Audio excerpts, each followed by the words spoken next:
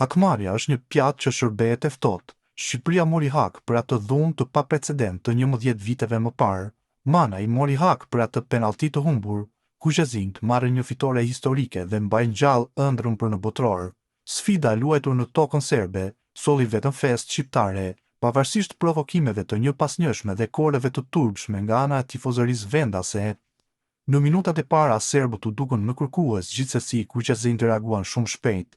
Duke provuar disa herë me anë të krosimeve të Aslanit, ishte pikërisht një nga këto të fundit që në fund të pjesës së parë sollën dhe festën kuqezi. Rejmanaj, sulmuesi që u kritikua për penalltin e humbur në Tiranë, ishte në kohën e duhur dhe në vendin e duhur që me të djathtë të lëshonte një gjuajtje të pakapshme për Petrovic, duke kaluar në avantazh kuqezinjt.